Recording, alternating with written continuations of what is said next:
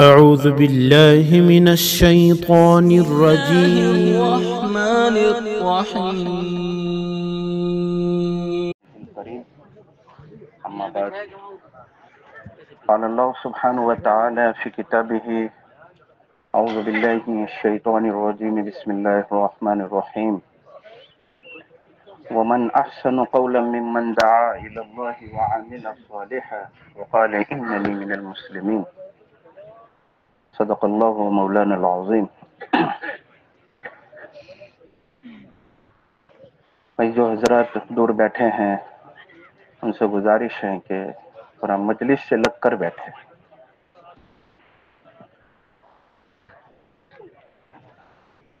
دین کی بات سننے کا حق یہ ہے کہ اس کو قریب ہو کر دھیان توجہ سے اس کو سنا جائے. جب اس کا حق ادا ہوگا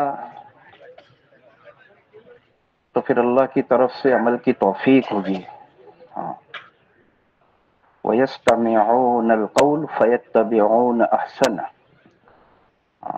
جب بات کو اچھی طرح لیا جاتا ہے، دل کے کانوں سے سنا جاتا ہے، تو پھر اللہ ہی کی طرف سے توفیق ہوتی ہے.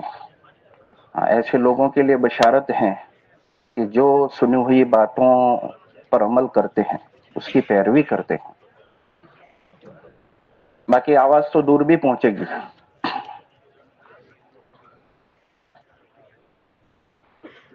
اللہ تعالیٰ کو ہم اپنی طلب دکھاوے. یہ طلب کی علامت بھی ہے کہ آدمی اپنی جگہ چھوڑ دے جہاں راحت ہے، اچھی چادر بچھی ہوئی ہے، اس کو چھوڑ کر آگے بڑھ جانا اس وقت کی ہماری قربانی ہوگی. اس پر اللہ کی طرف سے ہدایت آئے گی. اور یہ ادب بھی ہے. دین سارا کا سارا ادب ہی کا نام ہے. الدین کلہ ادب. جتنا ادب کا لحاظ ہوگا اتنا ہی ہمیں زیادہ نفع ہوگا.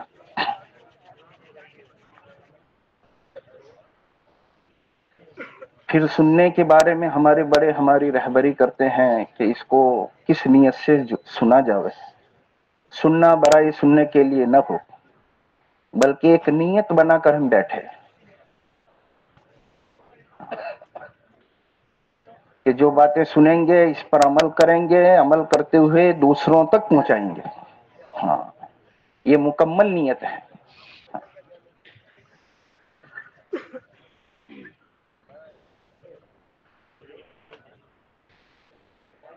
میرے محترم دوستو،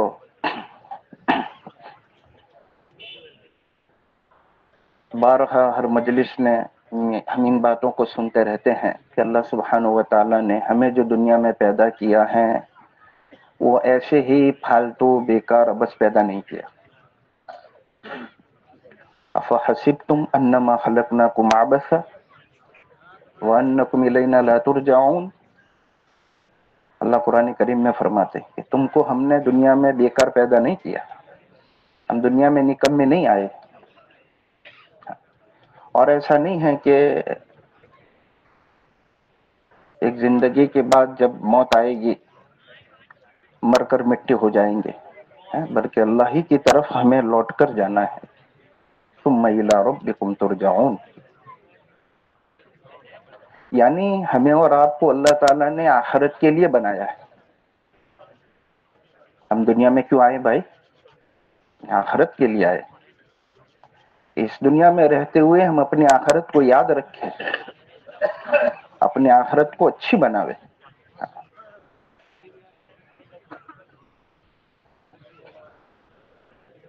اور اس پوری کائنات کو جو اللہ نے سجایا ہے وہ انسانوں کے لیے سجایا ہے.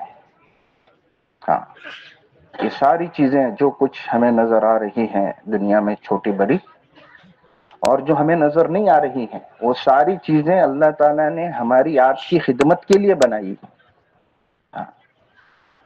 الدنیا خلقت لکم وانتم خلقتم للآخرہ.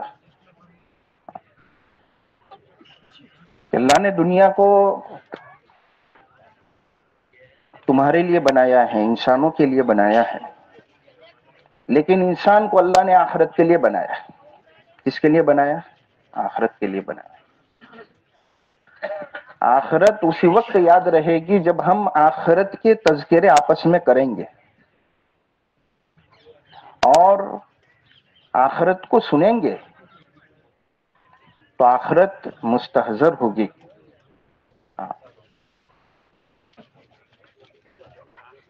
اسی آخرت کی تیاری میں ہر بندہ لگا رہے، اس کے لیے اللہ تعالیٰ نے اس فتنوں کے زمانے اس مبارک محنت کو چلایا ہے، اور اس مبارک محنت کے اعمال کے ذریعے آخرت جن اعمال سے بنتی ہیں، اللہ تعالیٰ جن اعمال سے راضی ہوتے ہیں، اس کے آپس میں مذاکرے ہوتے ہیں، ایمان کے، اعمال کے اور صفات کے، نبی حضرت رسول اللہ صلی اللہ علیہ وسلم والی معاشرت کے، اس سے اللہ راضی ہوتے ہیں۔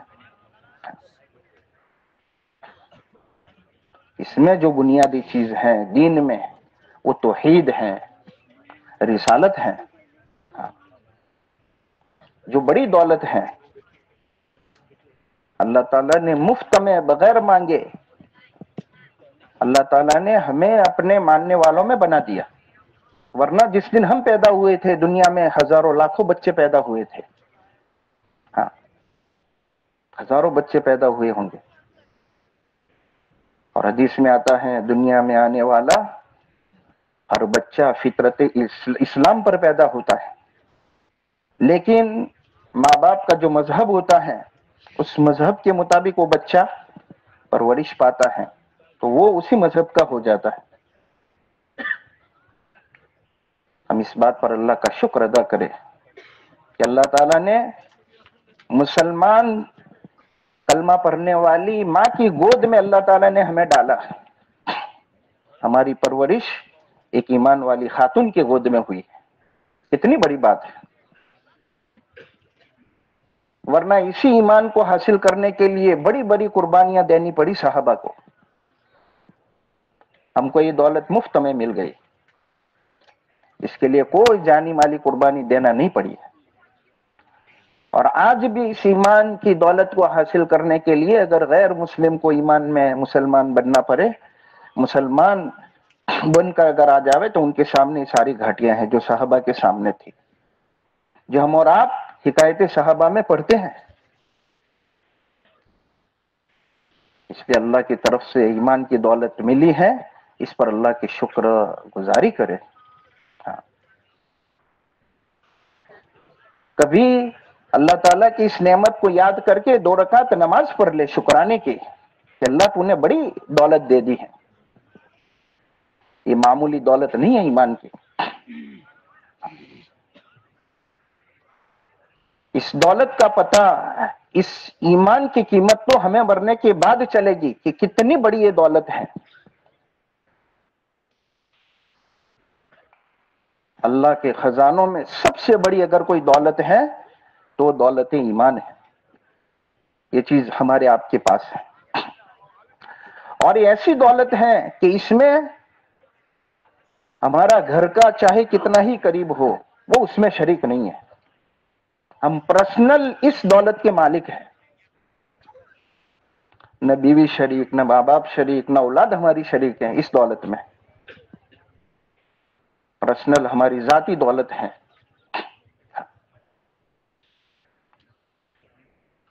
اللہ کے نبی حضرت رسول اللہ صلی اللہ علیہ وسلم نے ہمیں اور آپ کو ایمان کی قیمت سمجھائی ہے۔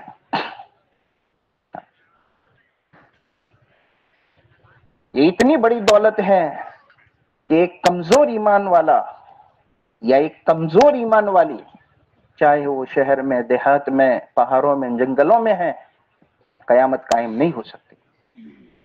لا تقوم الساعة في الارض حتى لا يقال اللہ اللہ او كما قال علیہ السلام۔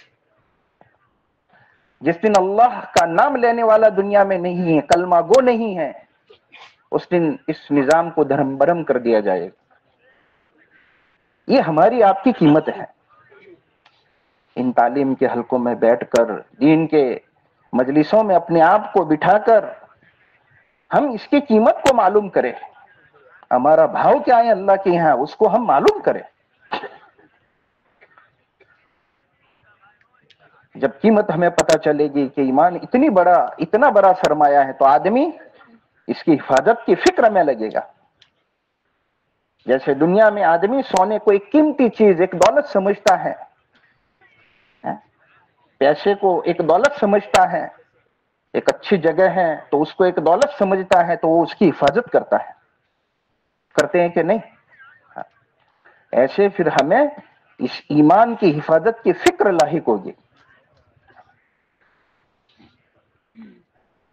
ہم سنتے رہتے ہیں بیانوں میں، مذاکروں میں، علماء نے لکھا ہے کہ کعبی رحمت اللہ علیہ فرماتے ہیں کہ میں نے 70 صحابہ سے ملاقات کی، ہر ایک کو اپنے ایمان کے بارے میں متفکر پایا، فکر مند پایا،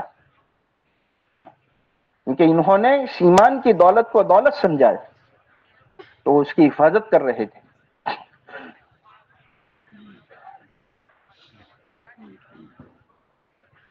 اس کی حفاظت کرنے سے اس دولت کی حفاظت ہوگی، ورنہ جانے انجانے جو کچھ ہماری آنکھیں دیکھ رہی ہیں، ہمارے کان سن رہے ہیں، وہ جتنا آدمی اس کو زیادہ دیکھتا ہے اور سوچتا ہے پھر اور بولتا ہے، تو وہ اندر میں پکتا ہے۔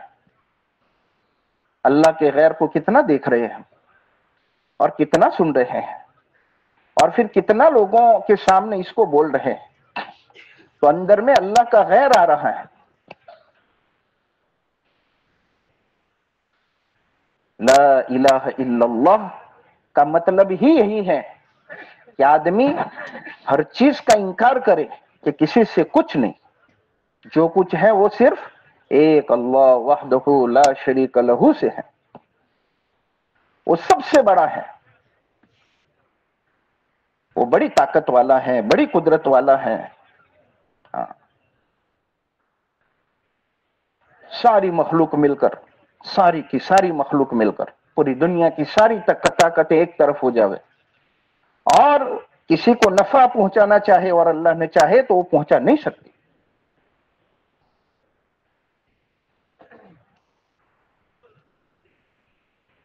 یہ اندر میں یقین بیٹھے،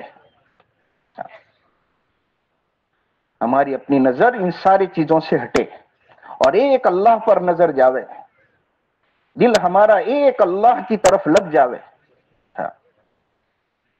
یہ نظر کا یہ دھوکہ ہے، جو کچھ نظر دیکھ رہی ہیں، آنکھیں دیکھ رہی ہیں، وہ دھوکہ ہے۔ حقیقت میں اس کے پیچھے اللہ کی قدرت کار فرما ہے۔ دکان سے روزی آ رہی ہے، لیکن یہ دکان نفع نقصان پہنچانے میں اللہ کے امر کی محتاج ہے۔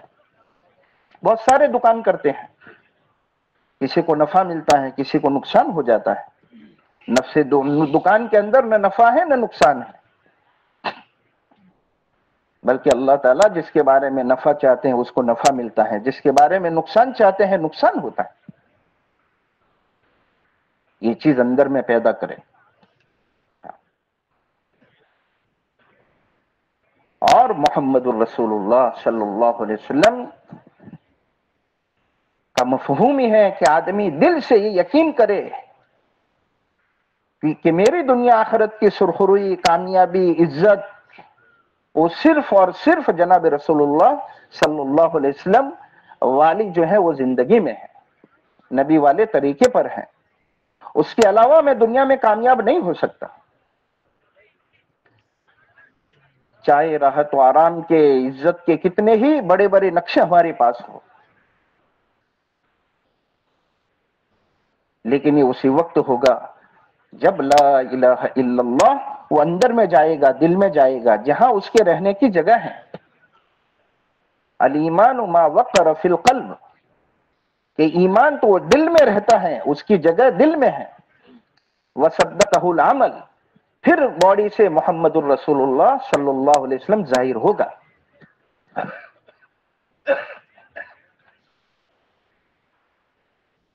آج اللہ میرے دوستوں ہم سب کو معاف فرماوے کہ ہم نے ہر چیز پر محنت کرنا سمجھا ہے، لیکن ایمان پر محنت کرنا ہمیں سمجھ میں نہیں آ رہا۔ صحابہ رضی اللہ عنہ مجمعین نے اس ایمان پر 11 یا 13 سال مسلسل محنت کی تھی، چلے 4 مہینے نہیں، یا 5-6 4 مہینے نہیں، بلکہ 11 یا 13 سال مسلسل محنت کی۔ ایمان سیکھنے کی چیز ہے۔ تعلمنا الایمان، جب ایمان سیکھ لیا صحابہ نے، یعنی ایمان اندر میں اتر گیا، ثم تعلمنا القرآن، جیسے جیسے قرآن میں احکامات آئے گئے، نماز آئی، روزہ آیا، زکوٰۃ آئی، حج آیا، حسن معاشرت آئی، اخلاق آئے، معاملات آئے، معاشرت آئی، تو وہ اس پر زندگی گزارنا آسان ہو گیا۔ پھر وہ اس کو سیکھتے گئے، قرآن کو، قرآن والی زندگی کو۔ یہی طریقہ ہے دین سیکھنے کا کہ آدمی سب سے پہلے ایمان کو سیکھے۔ کس کو سیکھے؟ یہ جو محنت ہو رہی ہے پوری دنیا میں، وہ ایمان بنانے کی محنت ہے، کہ محنت سے ایمان میں حرکت پیدا ہو جاتی ہے، ایمان تازہ ہو جاتا ہے۔ غالباً مولانا الیاس صاحب رحمۃ اللہ علیہ کے بارے میں سنا قرآنوں سے، کہ مولانا فرماتے تھے کہ لوگوں نے اس محنت کا نام تبلیغ رکھا ہے، اگر میں اس محنت کا اگر کوئی نام رکھتا تو تحریک ایمان رکھتا، کہ اس سے ایمان میں ایک حرکت پیدا ہو جاتی۔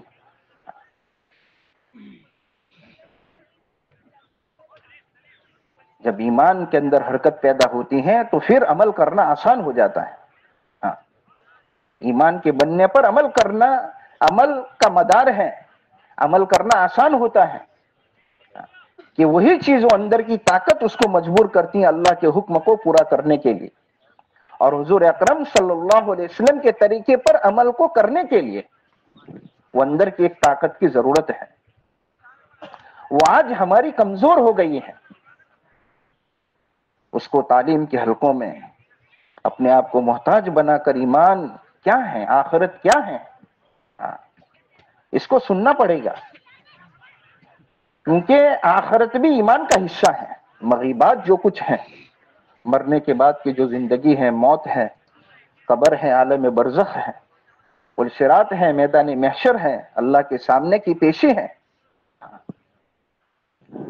ان چیزوں کو سننا پڑے گا بار بار، جس سے ایمان میں تازگی پیدا ہوگی، تو پھر ہمارے دین کے سارے شعبے ہرے بھرے رہیں گے، سارے دین کے شعبے ہرے بھرے رہیں گے ایمان پر محنت کرنے سے۔ جیسے آدمی کاروبار کرتا ہے، دکان پر آتا جاتا رہتا ہے، نوکری کرتا ہے، مزدوری کرتا ہے، تو اس کی مزدوری اور دکان کرنے کی وجہ سے اس کے گھر کے سارے جو ہیں یعنی شعبے وہ ہرے بھرے رہتے ہیں۔ اپنی پرسنل لائف، پرسنل زندگی بھی اچھی دکھتی ہے، گھر والوں کی زندگی بھی اچھی دکھتی ہے، کپڑوں سے، کھانوں سے وہ نظر آتی ہے، مکان سے ہوتا ہے کہ نہیں؟ جہاں کاروبار آگے پیچھے ہوتا ہے تو اس کا سارا اثر سب پر پڑتا ہے، سب سے پہلے آدمی کی اپنی ذات پر پڑتا ہے، ان کے کپڑوں پر، ان کے کھانوں پر، ان کے رہنے سہنے پر، ان کی سواری پر، اس سب میں جو ہے وہ اس کا اثر ہوتا ہے۔ اور جب کاروبار بڑھتا ہے تو پھر ساری چیزیں اچھی دکھتی ہیں، خوشحالی ہوتی ہیں ہر جگہ پر، ہر چیز میں۔ ایسے جب ایمان پر محنت کریں گے، یقین پر محنت کریں گے، تو اس سے پھر ہمارے عبادت کا شعبہ بھی اچھا مضبوط ہو جائے گا، ہرا بھرا نظر آئے گا، کہ شوق ہمارے اندر آئے دن بڑھتا ہی چلا جائے گا، اچھی نماز پڑھنے کا، اچھی تلاوت کرنے کا، اچھی طرح اللہ کو یاد کرنے کا، حضور اکرم صلی اللہ علیہ وسلم کے طریقے کے مطابق اپنی معاشرت بنانے کا، حضور اکرم صلی اللہ علیہ وسلم کے طریقے کے مطابق اپنے معاملات بنانے کا، اور حضور اکرم صلی اللہ علیہ وسلم کے مطابق اپنے اخلاق بنانے کا۔ یہی تو دین ہے، یہی تو دین ہے، اور اسی پر اللہ کی طرف سے وعدہ ہے دنیا میں کامیابی کا، عزت کا، سرخروئی کا، محبتوں کا۔ یہ اس کی برکتیں یہاں دنیا میں ملے گی ہر ایک کو، چاہے مرد ہو، عورت ہو، امیر غریب ہو، پڑھا لکھا ان پڑھ ہو، جو بھی ایمان اور اعمال کے ساتھ اپنی زندگی گزارے گا اللہ تعالیٰ اس کی برکتیں ان کو دنیا میں دیں گے، اس شکل میں دیں گے کہ عزت ملے گی۔ اس کا بدلہ دنیا میں نہیں ہے عملوں کا، اس کا حقیقی بدلہ تو بندوں کو اللہ تعالیٰ آخرت میں دیں گے اور بہت بڑی شکل میں ملے گا، ہم تو تصور بھی نہیں کر سکتے دنیا میں رہتے ہوئے، اندازہ بھی نہیں کر سکتے۔ اس لیے مولانا یوسف صاحب رحمت اللہ علیہ فرماتے تھے کہ اللہ تعالیٰ نے ہر ایک کو ایک محنت کی دولت لے کر دنیا میں بھیجا ہے، وہ محنت کی دولت کو اپنی ذات پر خرچ کرے۔ کس پر خرچ کرنا ہے؟ اپنی ذات پر، اور اپنے کو قیمتی بنانا ہے، یعنی اپنے دین پر لگاوے محنت کی دولت کو، ایمان پر، اعمال پر، اس پر لگاوے اور اپنے کو قیمتی بناوے۔ اس لیے کہ بندہ جو قیمتی بنتا ہے وہ ایمان اور اعمال سے بنتا ہے، ورنہ نفس انسان کی شکل، نفس انسانی شکل کی کوئی اللہ کی یہاں قدر و منزلت نہیں ہے، کوئی قدر و منزلت نہیں ہے۔ اللہ تعالیٰ کی یہاں بندے کا بھاؤ ہے ایمان اور اعمال سے۔ کس سے ہے؟ ایمان اور اعمال سے، اس کا اللہ کے یہاں بھاؤ ہے۔ جو اس محنت کی دولت کو اپنے اوپر لگا کر اپنے کو جتنا قیمتی بنا کر جائے گا، اللہ تعالیٰ آخرت میں اپنے بندوں کا بھاؤ لگائیں گے۔ کون لگائیں گے؟ اللہ بھاؤ لگائیں گے۔ جیسے آج لوگ چیزوں پر محنت کرتے ہیں، لوہے پر، پلاسٹک پر، ہوتا ہے نا، مٹی پر محنت ہو رہی ہے، پتھروں پر محنت ہو رہی ہے، تو اس کی محنت کے بقدر چیز جتنی خوبصورت اور اچھی کوالٹی میں بن کر آتی ہے تو دنیا والے بڑے بڑے مالدار اس کا بھاؤ لگاتے ہیں کہ نہیں؟ ایسے جب آدمی اپنی محنت کو اپنی ذات پر خرچ کر کے اپنے کو جتنا قیمتی بنا کر لے جائے گا، آخرت میں اللہ سبحانہ و تعالی جو ہے اس کا اتنا ہی زیادہ بھاؤ لگائیں گے، بڑا بھاؤ لگائیں گے۔ اور مولانا یوسف صاحب رحمت اللہ علیہ فرماتے تھے کہ ادنا ایمان والے کو، ادنا سے ادنا ایمان والے کو جب اللہ کے دربار میں ایمان لے کر ذرے کے برابر جائے گا، اللہ اس دنیا سے کئی گنا بڑی جنت کا اس کو مالک کر دے گا، کئی گنا بڑی جنت کا مالک بنائے گا۔ یہ مولانا یوسف صاحب فرماتے تھے۔ اس نے اس جنت کے حصول کی لالچ میں ہم اپنے ایمان پر محنت کرتے ہوئے ایمانی جو تقاضے ہیں، نماز ہے، روزہ ہے، زکوٰۃ ہے، حج ہے، اس کو خوشی سے جو ہے وقت پر ادا کرنے کا اہتمام کرے، خوشی سے کرے، تاکہ اللہ کے اوامر پورے کرتے کرتے کرتے اللہ کے ہم محبوب بن جاوے۔ کیا بن جاوے؟ اللہ کے محبوب، اللہ کے چہیتے، اللہ کے لاڈلے بن جاوے۔ اللہ تعالیٰ نے اپنی یاد کے لیے اپنے بندوں کو نماز کا عمل دیا ہے۔ کیا دیا ہے؟ نماز۔ یہ بڑا ذکر ہے، وَلَذِكْرُ اللَّهِ أَكْبَرُ۔ اللہ کی یاد کے لیے اللہ تعالیٰ نے اپنے بندوں کو دیا ہے۔ اپنی نماز پر محنت کرے، نماز کو سیکھے اور اپنی نماز کو خوبصورت بناوے، جاندار بناوے۔ جیسے اصحاب رسول صلی اللہ علیہ وسلم نے جناب رسول اللہ صلی اللہ علیہ وسلم سے نماز سیکھی اور پھر اس کے مطابق صحابہ نے نماز پڑھی اور امت کو ایسی نماز پہنچائی، وہ آج کتابوں میں محفوظ ہیں۔ ہم اور آپ تعلیم کے حلقوں میں پڑھتے ہیں، سنتے ہیں کہ کیسی نمازیں تھی، ایسی جاندار نمازیں کہ ان کو اپنی 2 رکعت نماز پر اللہ تعالیٰ سے کیسا یقین تھا، اور ان کی اپنی نمازیں ان کے کتنے، یعنی کیسے ہی کام، بڑے بڑے کام کیوں نہ ہو، وہ سلوٹوں میں جو ہے اللہ رب العالمین ان کی 2 رکعت نمازوں پر بنا دیتے تھے۔ نماز میں اللہ نے وہ تاثیر رکھی۔ نماز اللہ تعالیٰ کے خزانوں سے لینے کا ایک مضبوط سبب ہے، ایک مضبوط سبب۔ لیکن آج اسی نماز کو ہم بگاڑ کر پڑھ رہے ہیں۔ اس نماز کو سیکھنے کی ضرورت ہے۔ اس لیے پرانوں سے سنا کہ ہمارے ایک بزرگ فرماتے تھے کہ کلمے نماز کو بنانے کی محنت ہے، کہ آدمی ایمان بناوے، اپنی نماز بناوے۔ اس لیے کہ نمازوں کے بننے پر زندگی کا بننا موقوف ہے کہ اگر نماز بن گئی تو پوری زندگی بن جائے گی. آج اللہ معاف کرے ہماری اپنی زندگیوں کے اندر جو ہیں بے راہ روی ہے. ہماری زبان گندی، ہمارے کان گندے ہو گئے، ہماری آنکھیں گندی ہو گئی، ہمارا دل گندا ہو گیا، ہمارے ہاتھ پاؤں آلودہ ہو گئے گناہوں کی وجہ سے. اللہ کی نماز گناہوں سے روک ہے. اللہ تعالیٰ خود فرماتے ہیں ان الصلاۃ تنہی عن الفحشاء والمنکر، کہ بے شک نماز بے حیائی اور ناشائستہ حرکتوں سے روک دیتی ہے. یہ نماز کی تاثیر ہے. لیکن ہم میں سے کوئی 10 سال سے 15 سال سے ہم نماز پڑھ رہے ہیں ماشاءاللہ. دھیرے دھیرے اس نمازوں کے اندر نورانیت پیدا ہو رہی ہے، ایک کیفیت بنتی جا رہی ہے قربانی کے نتیجے میں. کیونکہ بار بار 3 دن لگا رہے ہیں، چلا جا رہے ہیں، 4 مہینے لگا رہے ہیں، نتیجے میں ہمارے اندر ایک کیفیت بنتی جاتی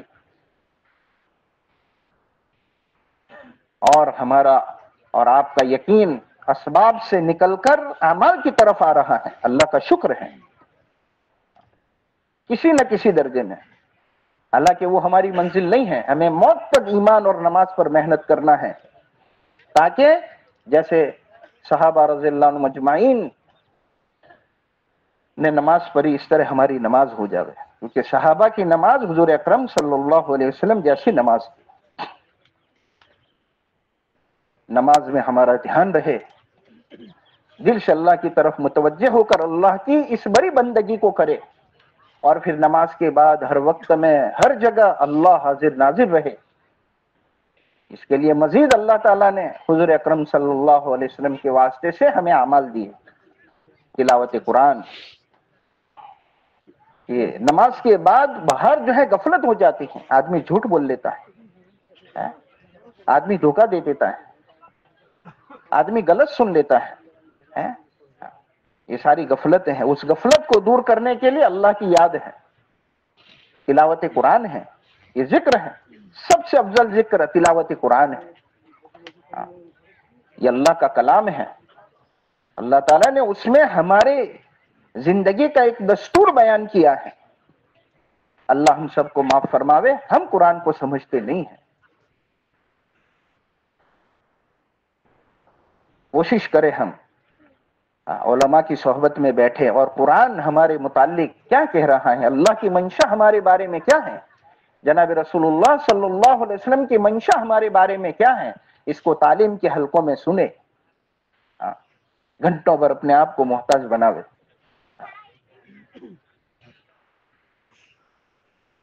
تو اس سے ہمارا دل جو ہے منور ہوگا، وہ غفلت دور ہوگی ہمارے بڑے آسان،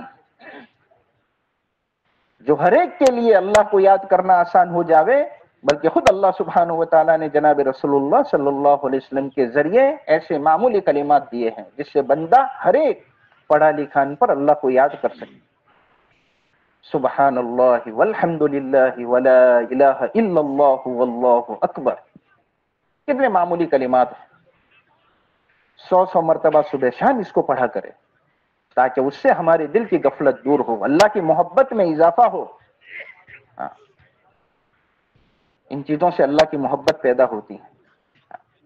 اور کوشش کرے اللہ کو یاد کرنے کا جو حق ہے، اس طرح اللہ کو یاد کرے، اللہ کا ذکر کرے، قبلہ رو بیٹھ کر باوضو ہو کر اللہ کا دھیان کرتے ہوئے کہ اللہ مجھے دیکھنا ہے، میری تسبیح اللہ سن رہے ہیں، میری تحمید اللہ سن رہے ہیں، میں اللہ کی بڑائی کر رہا ہوں، اللہ سن رہے ہیں. اس سے وہ غفلت دھیرے دھیرے دور ہو جائے.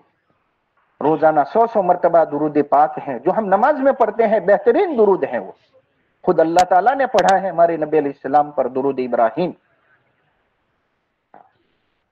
یا آخری درجے میں وصلی اللہ علی النبی الامی. وقت ہے ہمارے پاس، مشغولی نہیں ہے، فرصت ہے، درود ابراہیم پڑھے. سفر میں ہے، مشغولی زیادہ ہے، لیکن ناگا نہ ہو کوئی دن، اہتمام پابندی کے ساتھ 1 مرتبہ درود پڑھنے سے اللہ تعالیٰ 10 گناہ معاف فرما دیتے ہیں. 10 نامہ اعمال میں اللہ نیکیاں لکھ دیتے ہیں. 10 اللہ کی خصوصی رحمتیں نازل ہوتی ہیں بندے پر، اور 10 جو ہے جنت میں درجات اللہ بلند فرماتے ہیں۔ اسی طرح 100 مرتبہ استغفار ہے روزانہ۔ ہم نہیں چاہتے گناہ کرنا لیکن پھر بھی ہو جاتے ہیں۔ اللہ تعالیٰ سے استغفار اور توبہ یہ اللہ کو بہت پسند ہے۔ اپنے گناہوں پر ہم شرمائے، روئے اللہ کے سامنے، ندامت کے ساتھ استغفار کرے زبان سے، دل ہمارا دکھ رہا ہو۔ حدیثوں میں ہے 3 مرتبہ استغفار آدمی پڑھ لیتا ہے، اس طرح اللہ تعالیٰ ان کے گناہ معاف فرما دیتے ہیں، ہاں سمندر کے جھاگ کے برابر کیوں نہ۔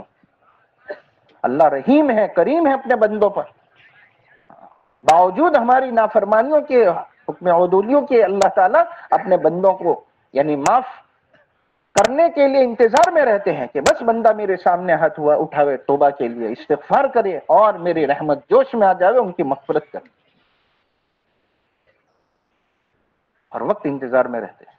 خود اللہ تعالیٰ اپنے ان بندوں کے لیے جو گنہگار ہیں اتنے پیار سے کہہ رہے ہیں، یا عبادی الذین اسرفوا علی انفسہم لا تقنطوا من رحمت اللہ ان اللہ یغفر الذنوب جميعا انہ هو الغفور الرحیم۔ اے میرے بندو، جن لوگوں نے اللہ کی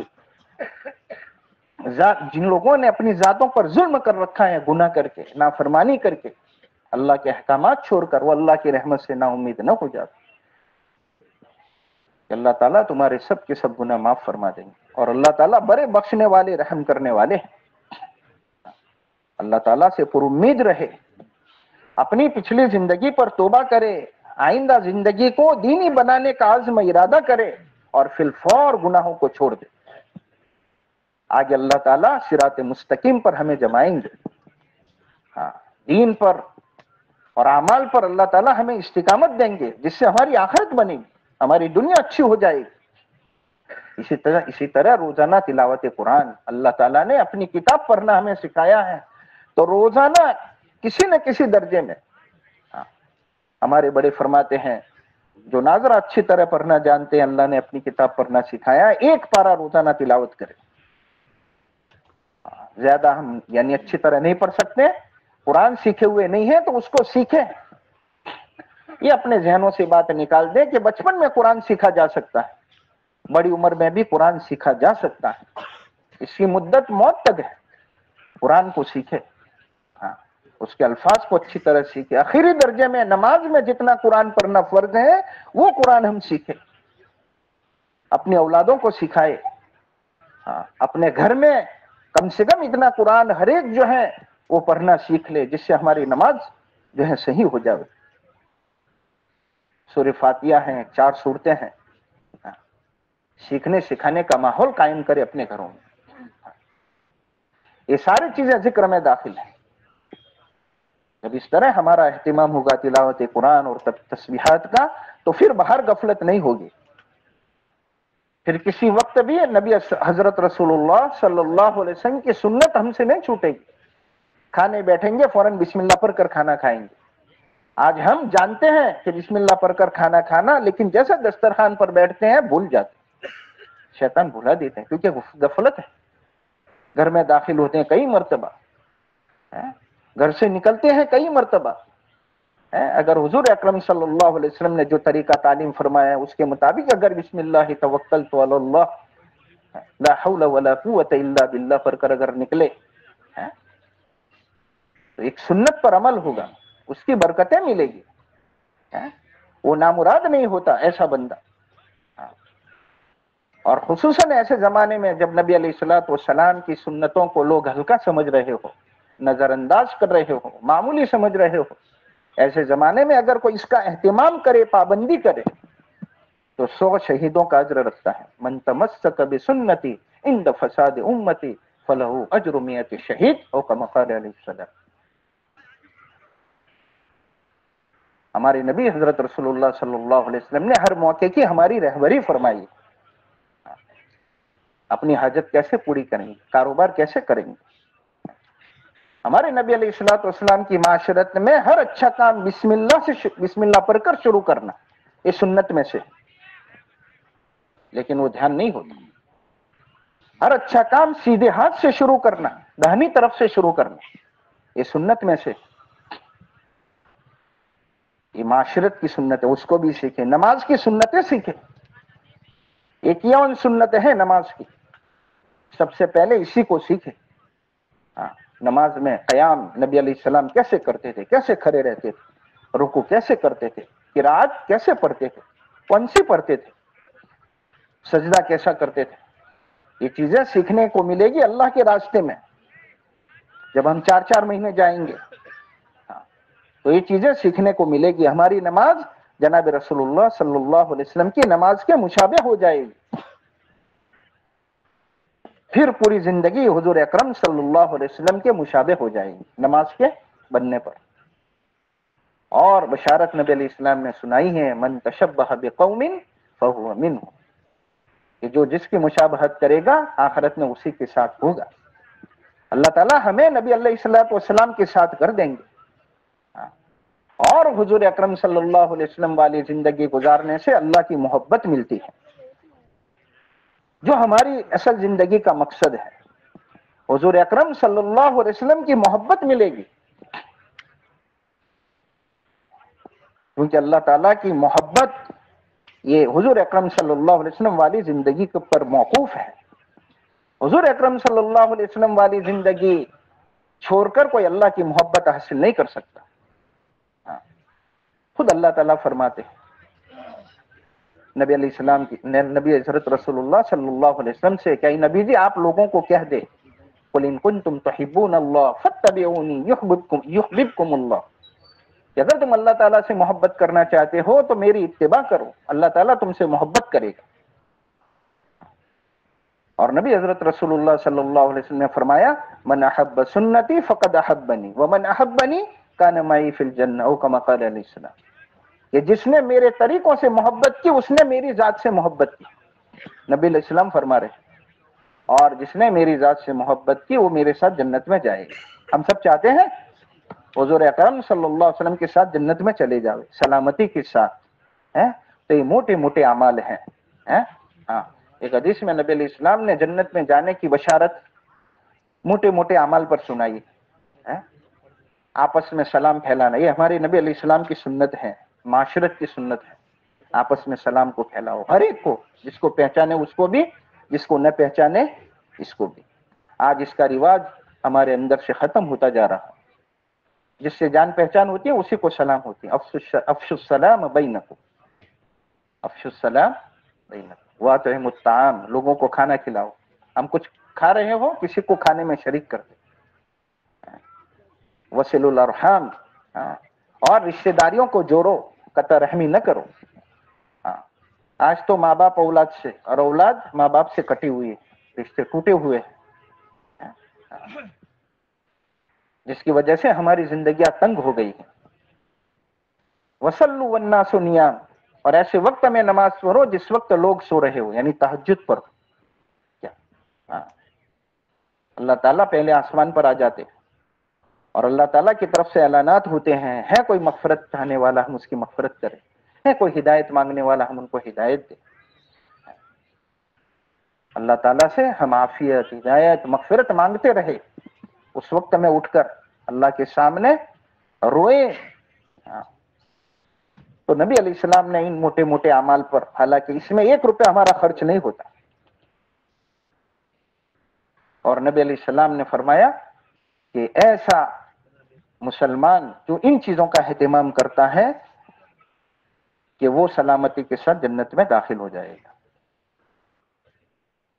ادخلوا الجنت بسلام، سلامتی کے ساتھ، کوئی بیچ میں کسی قسم کی کوئی پریشانی تکلیف نہیں ہوگی، کیونکہ جنت میں جانے کے لیے بہت ساری گھاٹیاں ہیں، قبر ہیں، حشر ہیں، پل صراط ہیں، میدان محشر ہیں، اللہ کے سامنے کی پیشی ہے، یہ بڑی بڑی گھاٹیاں ہیں، اس سے گزر کر پھر جنت جہنم ہے۔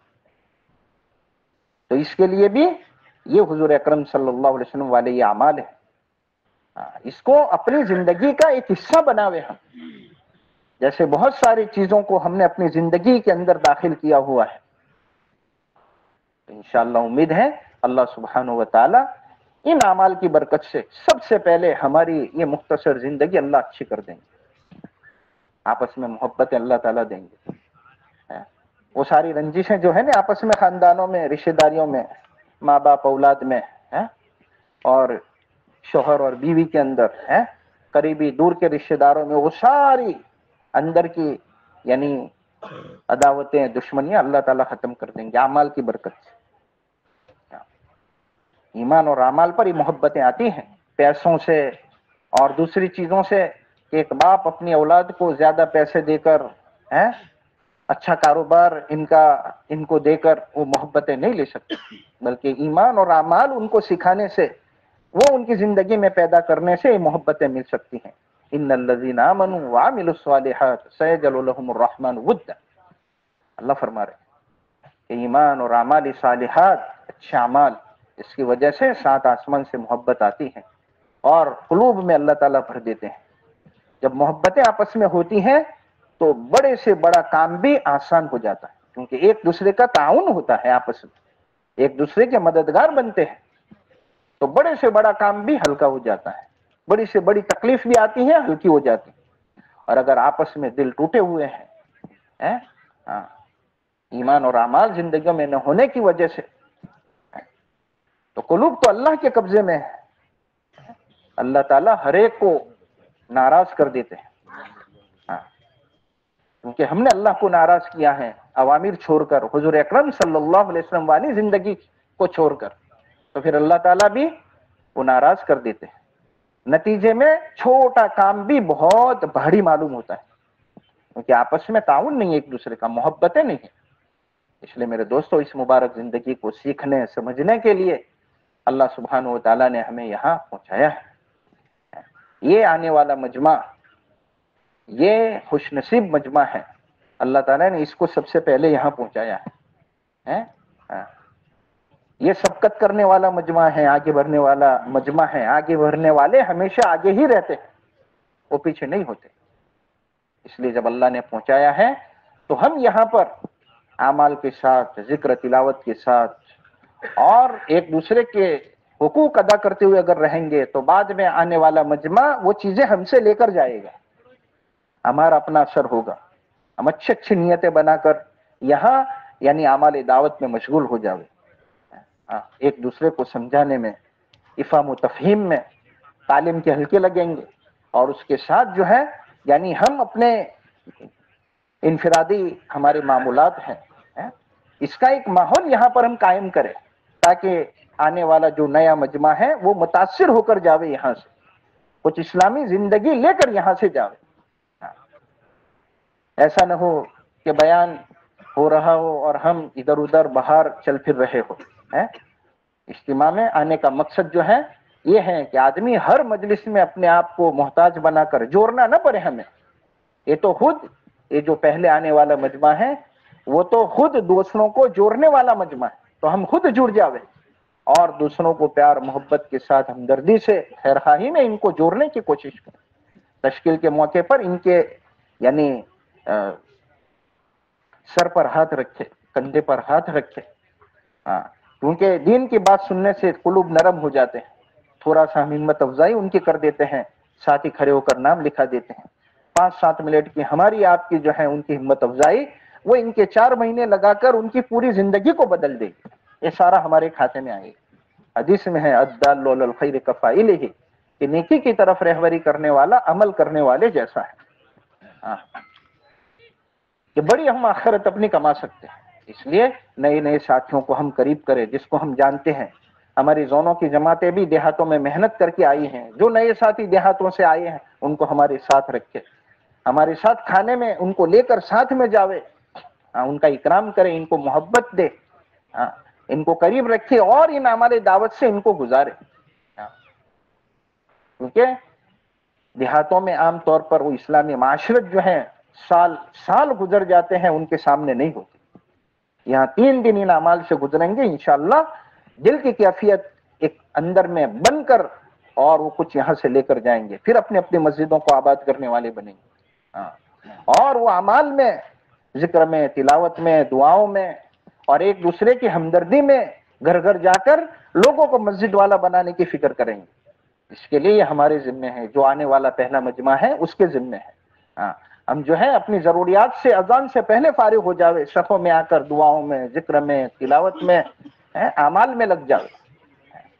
تو انشاءاللہ امید ہے ہماری اعمال اور بزرگوں کی یہاں کی نصیحتیں ہیں، اللہ والوں کی باتیں، اور ان چیزوں سے مردہ دل ایسے زندہ ہو جاتے ہیں جیسے مسلادھار بارش سے مردار زمین زندہ ہو جاتی ہے، ایسے قلوب منور ہو جاتے ہیں. اور یہاں سے لوگ اللہ اور اس کے رسول علیہ الصلوۃ والسلام کی محبتیں لے کر گھر جائیں گے.